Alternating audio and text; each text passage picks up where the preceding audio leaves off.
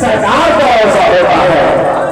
دنیا کی ہر چیز ادھوری لگتی ہے سامنے جب سرکار کا روزہ ہوتا ہے. منقبت اور نامیہ شاعری کی حسین جام کو عشق نبی کا شربت بنا کر آپ حضرات کے لبوں تک پہنچا رہے تھے حضرت ارشد بنارسی. ماشاءاللہ بہت اچھی شاعری آپ حضرات نے سماعت کی.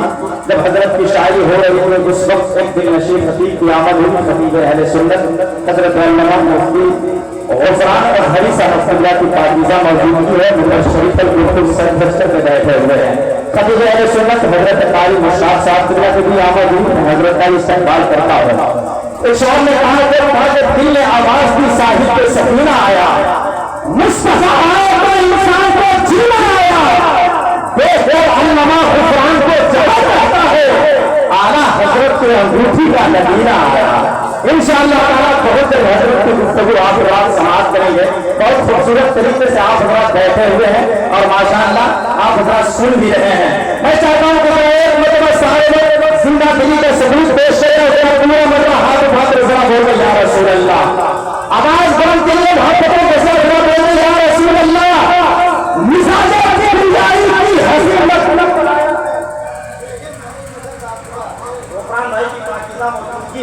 مفتی صاحب کو تشریف رکھتے ہیں. ان علماء کرام کے حوالے سے ایک شعر میں پڑھتا ہوں, سنیے گا.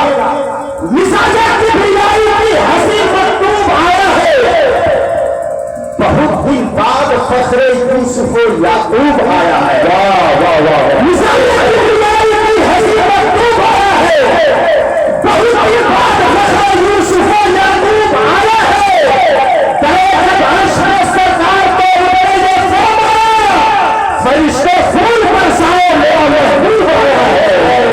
جب عرش میں سرکار کو رب نے فرمایا, جب عرش میں سرکار کو رب نے فرمایا فرشتے پھول برساؤ میرا محبوب آیا ہے.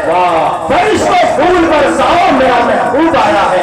آئیے دوستو پھراتا تھی خطیب اہل سنت حضرت علامہ غفران صاحب میرا ازہری کو میں آپ حضرات کے حوالے کر رہا ہوں. یہ ایسے خطیب ہیں کہ جب اپنی خطابت کے پھول میں جب یہ خطابت کرنے لگتے ہیں تو قسم خدا کی ان کے ہوٹوں پہ الفاظ ایسے بدلتے ہیں جیسے کہ پھولوں کے رخسار پر شبنم کے قطرے برس رہے ہیں.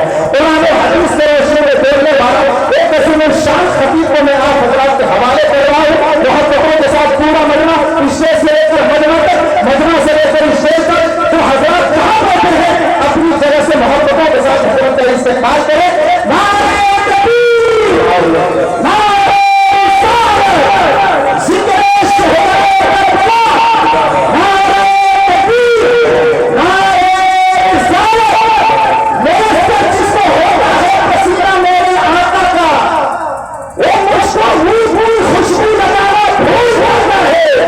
بے شان رہبری پہ بے دور آتے ہی زمانہ دودھ میں پانی ملانا بھول جا.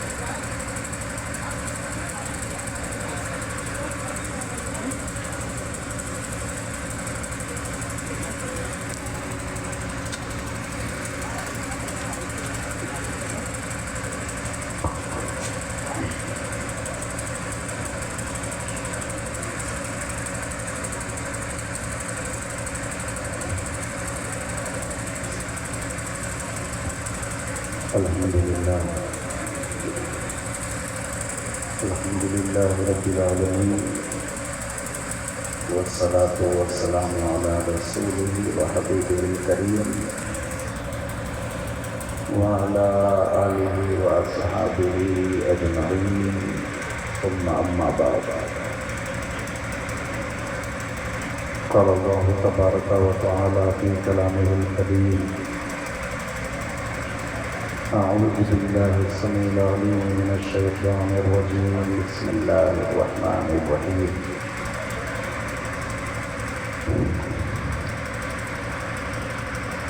وقفوهم إنهم مسؤولون صدق الله العلي العظيم وصدق رسوله النبي الأمين الكريم اللهم نبر قلوبنا بالقرآن وزين أخلاقنا بالقرآن ونجنا من النار بالقرآن وأدخلنا الجنة بالقرآن.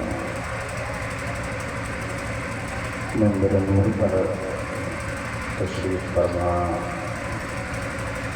تمام تر علماء کرام، نائبین رسول، حاضرین مجلس، بالخصوص حضرت شاہکار ترنم علامہ محمود مظہر صاحب قبلہ، شاعر اسلام، برادر شفیق ارشد بنارسی صاحب قبلہ، نقیب اعظم ہندوستان، قاری غفران کلامی صاحب قبلہ، علامہ محمود صاحب قبلہ، قاری عبدالحمید صاحب قبلہ، قاری جمیل احمد صاحب قبلہ، مولانا مظہر صاحب قبلہ، دیگر تمام مقتدر علماء کرام، السلام علیکم ورحمۃ اللہ وبرکاتہ۔ وعلیکم السلام ورحمۃ اللہ وبرکاتہ۔ درود شریف پڑھیں تو بات آگے بڑھاؤں۔ اللہم صلی علی سیدنا مولانا محمد بارک وسلم۔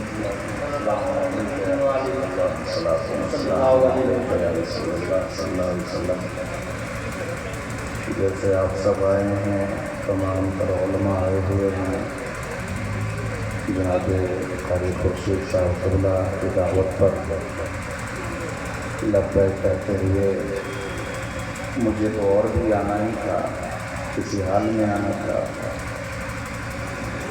ایک تو دعوت کو قبول کرنے کی فضیلت ہے، دوسری ایک اور فضیلت حاصل کرنی تھی۔ حضور علیہ السلام نے جب مصر پر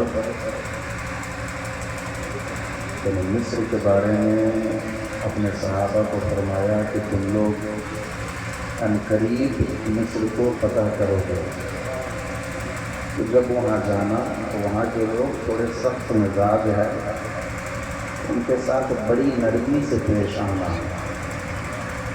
کیوں؟ کیونکہ وہاں پہ یعنی حضور کی ایک زوجہ محترمہ حضرت ماریہ قبطیہ، وہ قبطی قبیلے مصر سے تھی، یعنی حضور کا وہاں پہ سسرال تھا، تو لحاظ شہر و برادری کا کرنا پڑتا ہے۔ علامہ مظہر صاحب قبلہ کی دعوت پر لبیک کرتے ہوئے میں پہنچا ہوں۔ چند لمحے آپ کی خدمت کروں گا۔ بڑے بڑے شاہکارانہ ترنم حضور محمود مظہر صاحب قبلہ جب پڑھ رہے تھے، 1-1.5 گھنٹہ وہ اور پڑھ سکتے تھے۔ یہ سب منجے ہوئے الحمدللہ ہماری جماعت کے، ہمارے سروں کے تاج ہیں۔ علامہ ارشد بنارسی صاحب قبلہ بھائی جب وہ پڑھتے ہیں تو ان کے مجھے ذاتی طور پر ایسا لگتا ہے کہ بیچ میں اگر کوئی نعرہ لگا دیتا ہے تو تسلسل ٹوٹ جاتا ہے، وہ مٹھاس اس میں رکاوٹ آ جاتی ہے۔ 1-1.5 گھنٹہ بھی پڑھیں تو آدمی سننے سے سکھاتا نہیں ہے۔ خیر الحمدللہ آپ نے سب کو سنا، اور میرے بعد بھی چند حضرات ہیں جو آپ کی خدمت کے لیے منتظر ہیں۔ میں بھی چند لمحے آپ کی خدمت کروں گا، پھر اپنی جگہ لوں گا۔ بہت زیادہ لمبی چوڑی باتیں کیا کی جائے، آج کے دور میں اگر کسی کو سدھرنا ہوگا تو لمبی تقریر کی کرنے کی ضرورت نہیں ہے، آدمی یوٹیوب پہ ہی سن کر کے سدھر سکتا ہے، اور اگر نہیں سدھرنا رہے گا تو اگر نبی بھی تقریر کرے تو ابو جہل بے ایمان رہ جائے گا۔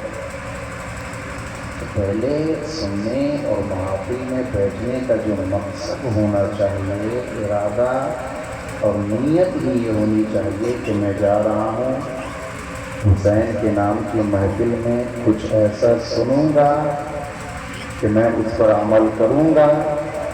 کل تک میں جیسا نہیں تھا، اس محفل کے بعد میرے اندر ایسی تبدیلی آئے گی کہ اب تک میں کہتا تھا کہ میں حسینی ہوں، محفل کے بعد لوگ مجھے کہیں گے کہ یہ حسینی ہے۔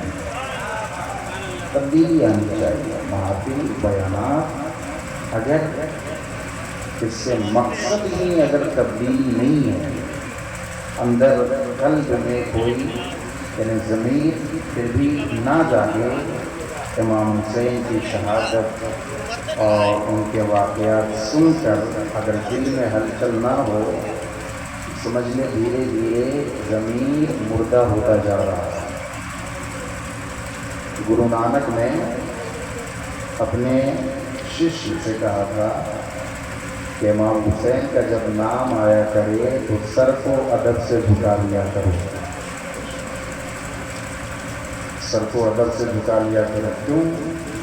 حضور وہ تو مسلمانوں کا لیڈر ہے، ان کے امام ہے۔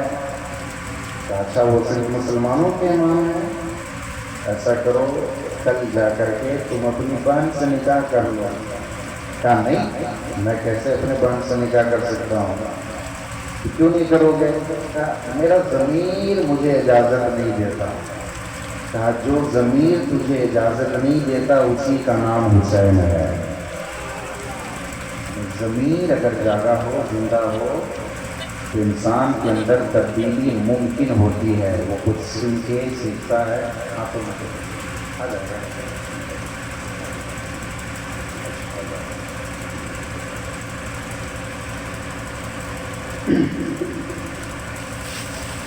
درود پاک پڑھیں، اللہم صلی علی سیدنا و مولانا محمد مبارک وسلم۔ صلاۃ و سلام علیک یا رسول اللہ صلی اللہ علیہ وسلم۔ صلاۃ و سلام علیک یا حبیب اللہ صلی اللہ علیہ وسلم۔ بس چند دیر آپ کی خدمت کروں گا۔ تقریر تو علامہ محمود شمسی بن اصلاحی صاحب قبلہ نے مکمل کر دی ہے۔ کئی حضرات سے آپ نے سنا، اور ابتدا محرم سے ہم بھی آپ بھی کہیں نہ کہیں روز کہہ رہے ہیں، سن رہے ہیں، آواز بھی متاثر ہے۔ میں کوئی اپنا دکھڑا سنانے نہیں آیا، کچھ نام حسین ہو جائے، اہل بیت کا ذکر ہو جائے اور میرے لیے بھی وہ ذریعہ نجات بنے، تو میں عرض یہ کر رہا ہوں کہ سب سے پہلے سننے کا مقصد یہ بنائیں کہ ہمیں سن کر سن نہیں ہو جانا ہے، سن کر کچھ سیکھنا ہے، عمل کرنا ہے۔ آزادی کے بعد سے کسی قوم نے انڈیا میں سب سے زیادہ جلسہ جلوس محفل کی ہے تو ہم اور آپ نے کی ہے، لیکن سب سے زیادہ حالت اگر خراب کسی کی ہے تو ہماری تقریریں کم نہیں ہوئی ہے۔ آزادی کے بعد سے ابھی بھی ہر روز کہیں نہ کہیں عرس ہو رہا ہے، کہیں نہ کہیں جلسہ ہو رہا ہے، لاکھوں روپے نعت خوانی کے نام پر، جلسوں کے نام پر جا رہے ہیں، لیکن ہمارا اور آپ کا رویہ کیا ہے کہ جاہلوں کے صف میں ہمارے قوم، نشوں کے عادی ہمارے نوجوان، بے روزگاری ہمارے پاس زیادہ، جہالت ہمارے پاس زیادہ، سمجھ ہی نہیں ہے، پتہ ہی نہیں ہے کہ حسین کی محبت کسے کہتے ہیں۔ 4-4 لاکھ روپے کے ڈی جے بجا بجا کے رات رات بھر نوجوان ناچ رہا ہے، اس کو سمجھ رہا ہے کہ ہم کوئی حسینیت کا کام کر رہے ہیں، اس کے اوپر حسینی رنگ چڑھ گیا ہے، اگر نہیں چڑھ رہا ہے تو پی پی کے چڑھا رہا ہے۔ یہ بھی خبریں معاذ اللہ نوجوانوں، ایسے نوجوانوں کو بھی دیکھا گیا ہے جو لوگ معاذ اللہ محرم کے جلوس میں شراب پی پی کر ماتم کر رہے ہیں، اور وہ کل کھڑے ہو کر کے کہیں گے کہ ہم حسینی ہیں۔ آج کے دور میں اگر امام حسین اور یزید دونوں ایک جگہ پر جمع ہو کر کے ہمیں دیکھیں تو یزید تو ہمیں اپنا کہہ سکتا ہے، امام حسین ہمیں اپنا نہیں کہہ سکتے۔ نعرہ تو ہمارے پاس ہے کہ ہم حسینی ہیں، لیکن وہ کردار، وہ اخلاق، وہ عادت و اطوار ہمارے اندر، دنیا ایسی نہیں ہے کہ امام حسین کہہ سکے کہ یہ ہمارا ہے۔ ہر برائی ہمارے پاس ہے، انفرادی طور پر، اجتماعی طور پر، اور کیسی کیسی یعنی غیر منطقی افعال و حرکات ہم لوگ امام حسین کے نام پر کرتے ہیں۔ کتنے لاکھ روپے کا تعزیہ بنایا، اور بنا کر کے کتنا بنا، 10 تعزیہ 15 تعزیہ، اور اس میں پھر کمپٹیشن کرواتے ہیں کہ کس کی لائٹنگ بڑی اچھی ہے۔ اس کو ہم نے حسینیت سمجھ رکھا ہے۔ آپ نے 10 میں کمپٹیشن کروایا، 10 میں سے 1 تعزیہ جیتا، باقی 9 جو ہارا وہ کون ہارا؟ وہ بھی حسین سے محبت کرنے والا ہی ہارا نا۔ ہم حسین کے نام پر حسین سے محبت کرنے والے کو ہرا رہے ہیں اور اس کو کامیابی سمجھ رہے ہیں۔ تعزیہ بھی بنانا تھا تو امام حسین کا نقشہ ایسا بنا تھا کہ دیکھ کر کے لوگوں کو کربلا یاد آ جائے۔ کیا بات ہے، سبحان اللہ۔ لیکن تاج محل قطب مینار دبئی کا یہ وہ بنا رہا ہے بھائی، تو امام حسین کی محبت میں بنا رہا ہے کہ شاہجہاں کی محبت میں بنا رہا ہے؟ کچھ خبر ہی نہیں ہے قوم کو کہ ہم کس طرف جا رہے ہیں، پیسہ کدھر لگانا چاہیے، کہاں خرچ کر رہے ہیں، کس چیز میں ہمیں آگے رہنا چاہیے، ہم کس چیز میں رہ رہے ہیں۔ امام حسین سر کٹا کے بھی نماز نہیں چھوڑے، ہم لوگ رات بھر جلسہ پڑھ کے بھی فجر نہیں پڑھیں گے۔ ابھی جلسے میں دیکھ لیجئے کتنے لوگ ایسے ہوں گے جو عشاء پڑھ کے نہیں آئے ہیں اور فجر جا کے نہیں پڑھیں گے۔ یہ دعویٰ کرے کہ ہم حسینی ہیں، نہیں، کوئی عاقل آدمی نہیں ایکسپٹ کر سکتا کہ یہ حسینی۔ حسینی جو ہوتا ہے نا، اس کا کردار بولتا ہے، کیا بات ہے، اس کے عادت و اطوار بولتے ہیں، اس کا چلنا پھرنا بولتا ہے، اس کا اٹھنا بیٹھنا بولتا ہے۔ اس کو ماتھے پر لکھنا نہیں پڑتا ہے یا علی یا حسین، اس کے دل میں لکھا ہوتا ہے یا علی یا حسین۔ نعرہ تکبیر، نعرہ رسالت، ذکر شہدائے کربلا۔ تو میرے بھائی، میرے دوستو، اعزاء اقربا، نعرے میں آپ سے بہت بٹور سکتا ہوں الحمدللہ، لیکن کچھ میں آپ کو بتا دوں، سنا دوں۔ بارش بھی بہت زیادہ ہو رہی ابھی بھی ہے، لوگوں کو خیال تھا کہ یہ محفل نہیں ہوگی یا کامیاب نہیں۔ کامیاب محفل آپ کسے کہتے ہیں؟ بتائیں کسے آپ کہتے ہیں کامیاب محفل؟ جس میں بہت زیادہ لوگ آ جائیں اور سامنے بیٹھے ہوئے لڑکے اتنے سبحان اللہ بول دیں، اتنا نعرہ لگا دے کہ صبح اس کی آواز بیٹھ جائے، ایک ایک مصرع پر پورا مجمع اچھل جا رہا ہے۔ یہ کامیاب محفل ہے کیا؟ یہ کامیاب شو ہو سکتا ہے، یہ کامیاب پروگرام اور کامیاب شو ہو سکتا ہے، کامیاب محفل حسین نہیں ہو سکتا۔ کامیاب محفل حسین کب ہوگا؟ کامیاب محفل کب ہوگی؟ ابھی بیٹھے ہو، دل میں بس نام آتا تھا امام حسین کا، امام حسین کو صرف سجدہ سنا تھا، رات بھر امام حسین کا پیغام سنا، فجر کے وقت میں وضو بنا رہے، کامیاب محفل ہے۔ کیا بات ہے، سبحان اللہ۔ اسے کامیابی کرتے ہیں تو محفل